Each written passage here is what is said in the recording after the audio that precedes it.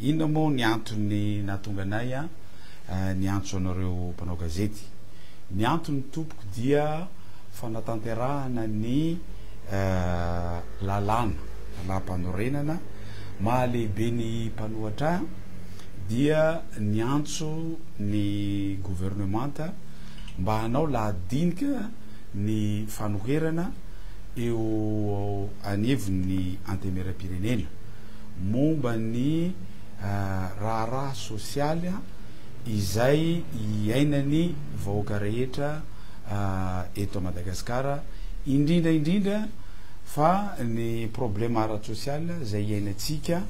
ponina eto Antananarivo. Araka ny andininy fa ao amin'ny lalam-panorenana 200 dia manana an'izay lahadinika ny mpanohatra zay ny avy amin'ny fanoherana 3 andro amin'ny volana voalohany 3 andro amin'ny volana faharoa zany, ary 2 andro iny natao de ny andro izahay ny ministra anakenina teo satria ny zava-misy am'izao fotoana zao dia fisian'ny problemany rano, problemany jiro, problemany fandriam-pahalemana ary koa problemany lalana. Izay indrindra tompoko no niantsona ny ministry ny rano, niantsona ny ministry ny angovo, niantsona manokana koa ny ministry ny travaux publics ary niantsonay koa ireo ministera avy amin'ny force zany izy 3 amirahala mianaka amin'ny resaka tsy fandriam-pahalemana izany. Fa maninona zareo nantsoina satria mba hitaterana amin'zareo ireo fahoriana sy fijaliana afitsoko ny délestage tsy fandriam-pahalemana, afitsoko ny tsy fisina rano eto Antananarivo, mba hafana manontany anireo ministera reo inona marina ny tena vahaolana fa tsy andeha resaka politika, tsy atao valiteny politika le izy. Ary zay indrindra no niantsona anireo inona moa ty niantsona ny ministera zany, ireo ministra reo mazava ho azy koa mba hafana mahazo valiteny hoe inona le vahaolana hoentinareo dia hafirina no anatetarahana an'izany. Ka dia atombotsika amin'ny valiteny zay nomen'ny ministry ny rano zany le iza sy fanontaniana napetraka. Zava-misy aloha eto am-panomboana dia fantatra nandritra n'io fotoana ny ona tamin'ny ireo ministra anakiainareo izy mirahala mianaka fa manerana ny Madagasikara ny problemany rano. Izaho manokana isy teny Randrianasolo ny aiko nanao miavatory iny de nitety any Madagasikara efa nitenan'io aho na talohany propagandy na nandritra ny propagandy ary fefanambara koa fa atoato de hanana problème rano koa na Antananarivo. Ny antony tompoko de zao izany Jean Laborde zany no nanao lac artificiel nanome rano atsika tam taona fefa ela be ta 1947 izay nitenen'ny ministra tao koa. Izany no nanao io lac artificiel io nanome rano na Antananarivo. Ny olana nefa am'izao fotoana zao dia tsy ampy nambaran'ny ministra tao, tsy ampy ny famatsina an'le rano, manan'olana akory zareo amin'ny fampidirana azy amin'ny château d'eau rehetra eto Antananarivo, manan'olana koa izy amin'ny distribution zay alefa manerana ny trano zay misy atsika izany fa ny zavatra tiako ambara dia rehefa nanontaniana ny ministre ny rano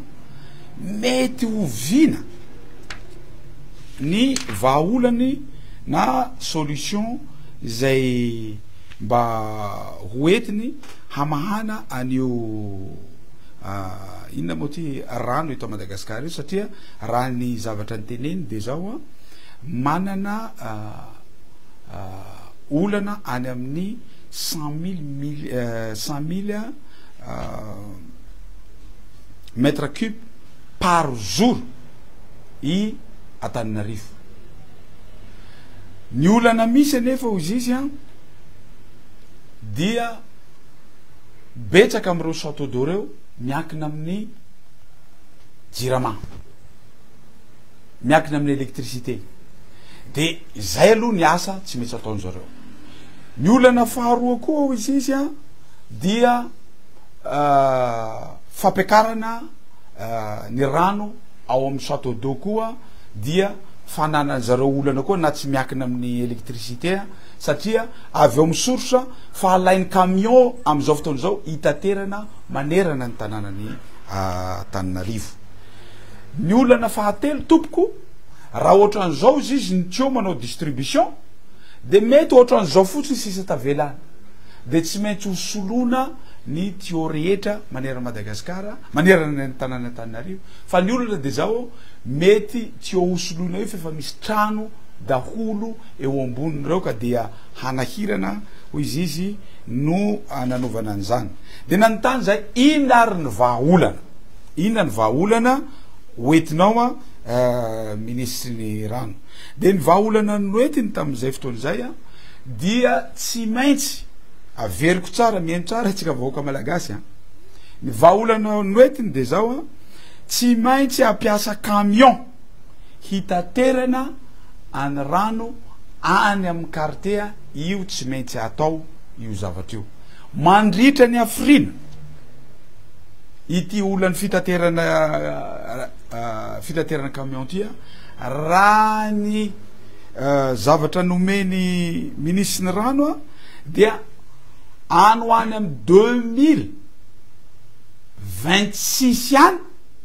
zay vao tapitra ny fitaterana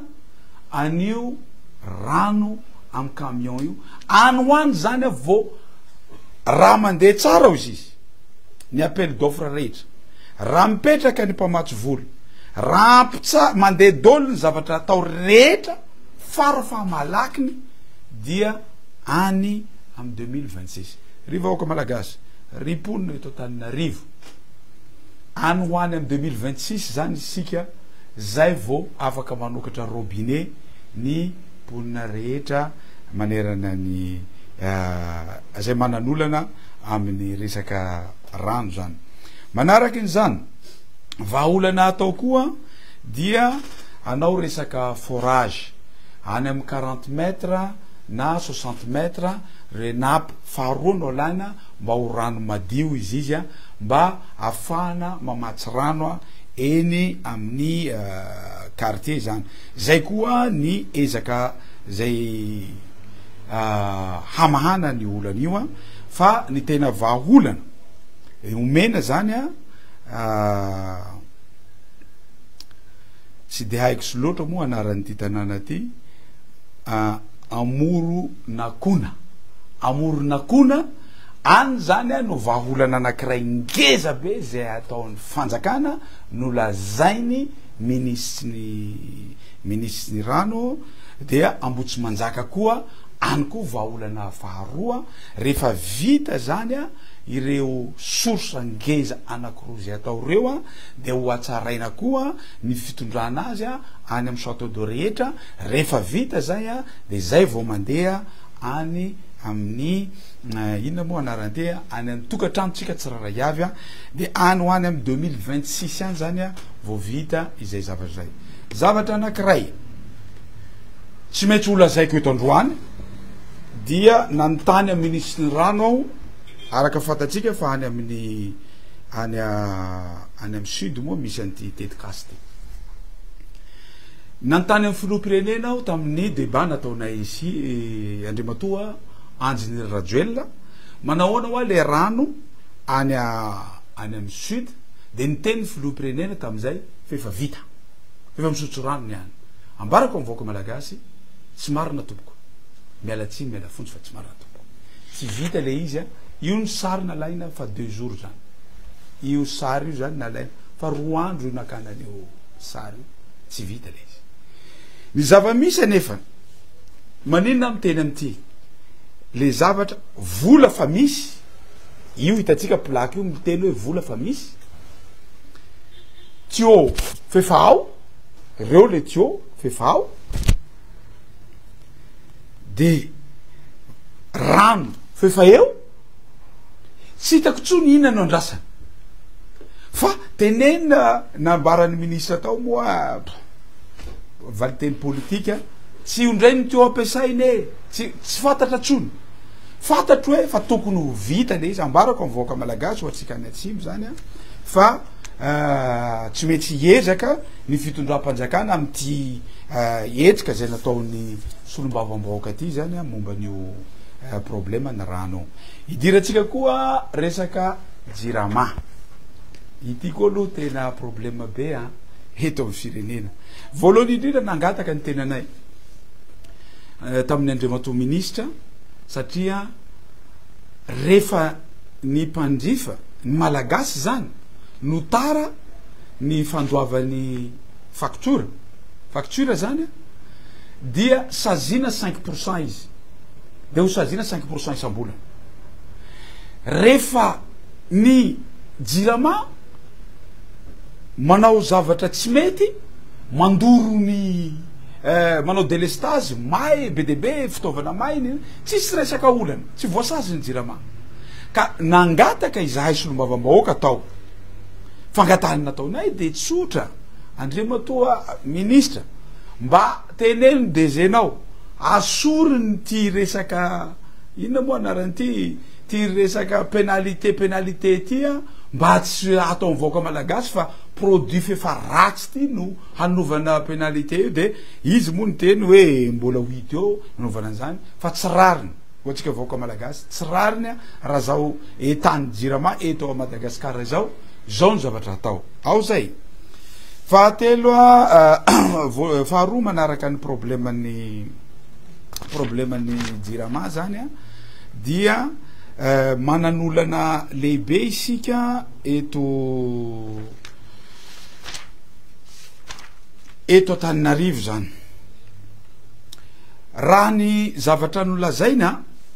de hydraulika sy termika zany a ny famokarana ny jiro eto ny hydraulika dia manome fitambarana hydraulika miasa eto zany a andekaleka na farantsa sy ny sisa de any amin'ny 190 mégawatt zany 190 mégawatt ny termika dia any amin'ny 7 mégawatt ny zavatra misy anefany a am'izao fotoana zao a dia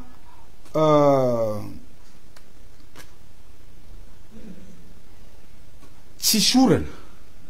sorana zany a eto a Madagasikara dia raha ny filana vaoaka ny Antananarivo dia any amin'ny 250 mégawatt nefany a raha ny fitambarany zavatra ny teneniko teo reo a 187 mégawatt adika zay any amin'ny 70 mégawatt ny gap zay ny antony nahatonga any zareo nanao aniny resaka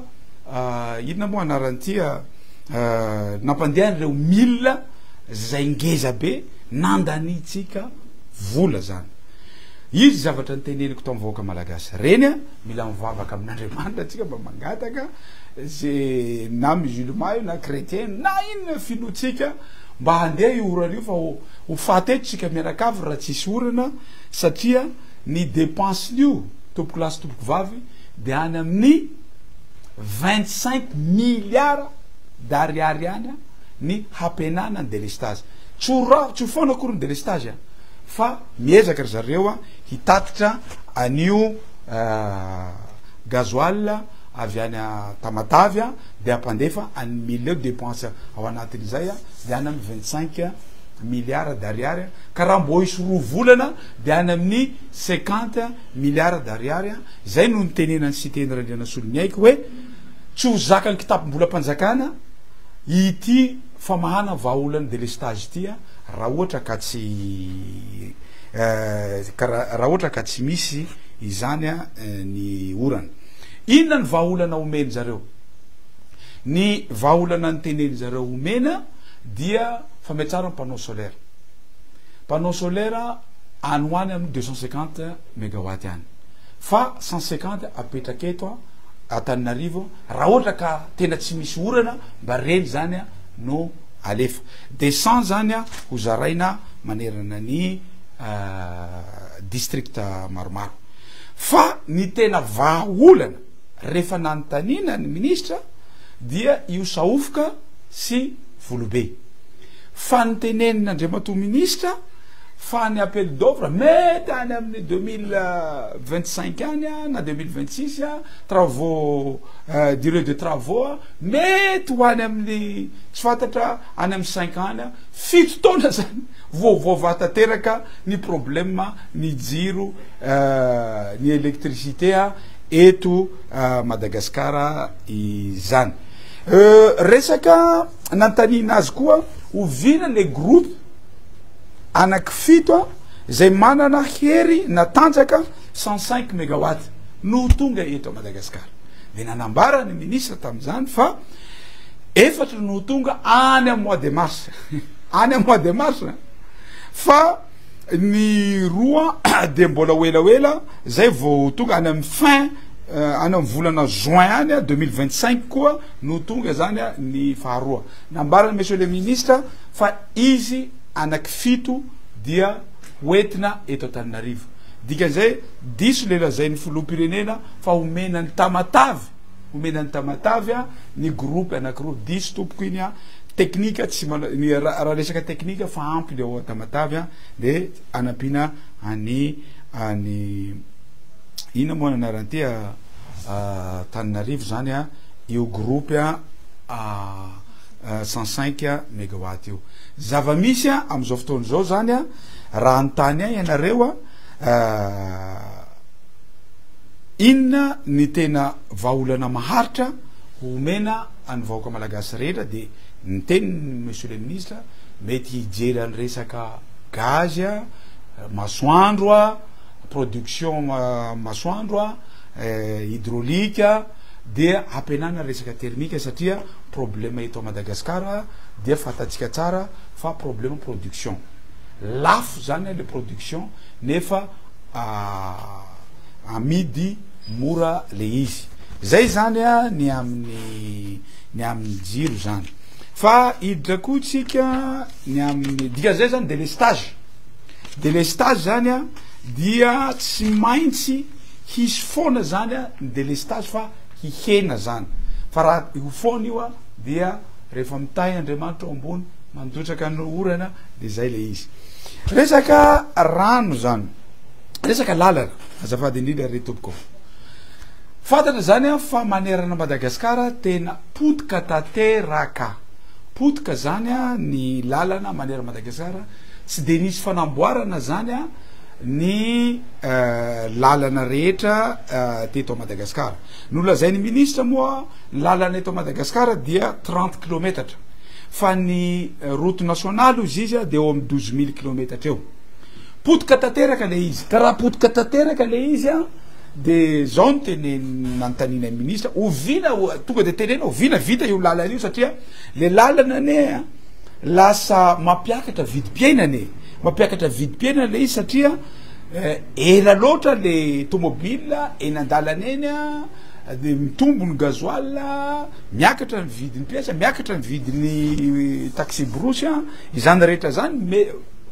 hita any anatin'ny vilaniny malagasy de zao ny valiteny nataony roa taona eo zay vao vita izy zay ry vahoaka malagasy roa taona zany tsika vohanana lalana tsara vao vita tanteraka ny lalana rehetra de nanontany hoe aiza daholo no vola anamboarana an'io de reto dôla ny olona afaka teneniny hoe tsy olona moa zany fa ny source ny vola mety afana mamboatra an'izay lalana rehetra zay a banque mondiale a BAD a BEI a B2A dia le fatatsika iny fonds routier iny a de RPI zany reo zany ozy izy a ny source mba ahafahatsika mamboatra an'ireo lalan'ireo fa ny zava-misy a amin'ity fonds routier ty a de nangataka ao satria novainy ngay rajoelona manko izy io ary zay namotika ny olana décision kely fotsiny namotehana ny lalana novainy io zavatra io lasa nataony investissement le izy a raha tokony entretien zany de zay mahatonga tsy misy fikodragodrana ny lala manera Madagasikara satria misy tsosa pétrolier sy ny tsosatsika amin'ny fonds routier ty zany a mifampiditra ao fa za tsy te hiditra resaka teknika fa zao zavatra ataoko zao ataoko mba hazahony malagasy rehetra azy zava-misy tompoko de zao ny teny monsieur le ministre fa ny volatsika am'izao fotoana zao izy ny total dia 950 milliards d'ariary zay ny total fa ny vola azo izy de 432 milliards d'ariary ny tsosa mbola any dia eo amin'ny 517 milliards d'ariary maherikely eo zay zany le izy matezitra ihany fa manana an'izany 432 milliards d'ariary zany hoe mbola potika ny RN2 potika ny RN7 etretretra fa ny zavatra ny RN4 RN5 fa ny zavatra misy zany a nareo manao kitoto ka fa enitaona misy vola io hatramin'ny androany misy vola io afaka apitso misy vola io amin'ny afaka roa taona misy vola io a tapitra ny mandany radio eny misy vola io fa tsy le lalana tsy vita zavatra nisy tompoko dia rehefa nandeha le izy a dia nanome toky ny ministera fa iny RN7 iny zany a de mananikanika any amin'ny 2 ans any a zay vao vita tanteraka ho izy izy lozy zany a 2 ans zany tsika vao a de iny RN2 iny a mananikanika any amin'ny 18 mois any a zay vao vita koa ny RN2 zany satria tsy haiko moa le excuse nataony teo a fa BDB zavatra milazainy de mazava ho azy a fa reny lalana makany Majunga sy Dego reny koa fefa manomboka ozy izy ny asa fa ny olana de zao rehefa nienona tsara monsieur le ministre miakina amin'ny banque mondiale miaraka amin'ny partenaire financier dao ny zavatra rehetra zay mandeha fa raha tena jerena koa lefa ny réalité les lettres d'intention nalefany madame la ministre sy ny gouvernorany banque centrale mifanotra amin'ny zavatra teneny ka eo tsika no mijery ao anatin'izay zavatra zay tahaka an'izay koa resaka jirama ny teny Andriamatoa ministre fa zay aloha vaovao mahafaly avy marako amitsika vaoka malagasy a dia tsy ampiakarina mandritra nyty mandany rajoely ty zany a ngay rajoely ty zany a ny facture ny jirama fa tsy zany zavatra misy any amin'ny banque mondiale a ny engagement nataony madame la ministre sy ny engagement nataony iza moa anarany ny gouvernorany banque centrale fa eo tsika mahita azy fefa nanambara monsieur le ministre fa reny haute tension sy moyen tension reny ihany no ampiakarina fa ny any résidentiel izy izy a tsy ampiakarina de eo moa tsika mahita an'izay zavatra zay fa iverina ao a amin'ny lalana zany a niteneniny monsieur le ministre koa moa iny RN2 nyteneny koa fefa niteny ndreo ingay anjinirana rajoelina nyteny hoe isika tsy ahena le dépense fanamboarana ny lalana avy atia ina anaran'iny autoroute lafo izy raha amboarina avy aty Antananarivo makany Tamatavy satria ny fitaovana rehetra ampiasaina am'izany re tompoko de fitaovana avy any andafy daholo ny carburant ampiasaina am'izany de avy any andafy daholo de zay ny tenena manina raha amboarina avy any Tamatavy rehetra mba tsy andanina vola fahatany de hoy izy hoe mbola misy lalana 10 kilomètre avy ao am-poro mandeha any amin'ny reny de any a rehefa vita io de zay vao amboarina avy aty avy any Toamasina makaty Antananarivo satria fantatsy ny monsieur le ministre mihitsiny fa dépense fahadisofana paha-kevitra fandaniam-bola fahatany ny fanamboarana an'le izy avy aty Antananarivo makany Tamatavy zany momba ny fandriam-pahalemana fantatra zany fa manerana ny Madagasikara betsaka nyty resaka problema ny attaque na inandrenivohitra be tebe ny attaque ka zavatra tiako tenenina amitsika zany a dia nampanantena ireo zandary miaramila sy polisy fa hiezaka hiara-miasa amin'ireo a solombavambahoaka ireo a nisy ady solombavambahoaka koa ividianana moto ividianana anamboarana trano any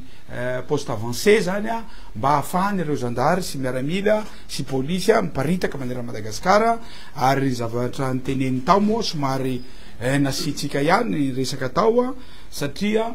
ny olona mitaraina dia poretina fotsiny a ampiasana tsindry lena angambany zay ny azoko hitenena anazy a satria naninona tsy avela hiteniny ao am-pony tsy avela hitaraina ny vahoaka malagasy a amin'ny zavatra manjoa azy zao a fa ezana te havadika politika le izy a ary tao moa no nitenenany ingahy honorable député Jean-Jacques avy any Betioka ny teny tamin'ireo ministra anankitelo mirahalahy anakireo hoe mba jerenireo avy aiza ny olana satria misy tenin'Andriamanitra zay miteny hoe loza izay niaviny fa nafotoana ka jerenireo iza no nahatonga zao fa nafotoana zao avy aiza ny olana avy am'ireo vahoaka mitarainareo ve izay manino moa ty hitsipazanareo bomba mandratsa janomaso sa avy amin'ny gouvernement raha ny teniny iza moa anaran'iny honorable Jean-Jacques misy olona anakiroa nahatonga nyreto olana reto a so ireo ro tokony jerevanareo a ministry ny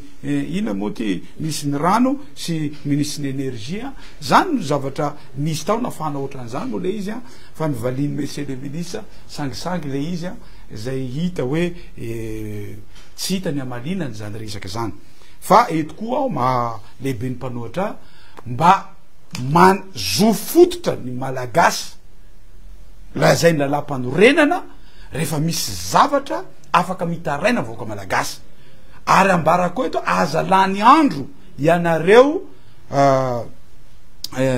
avy amin'ny force hoe misy ambadika politika io na ny fianakaviako na ny fianakavianareo na ny fianakavitsika ia misika fianakavy rehetra eto Madagasikara mahatsapa maharary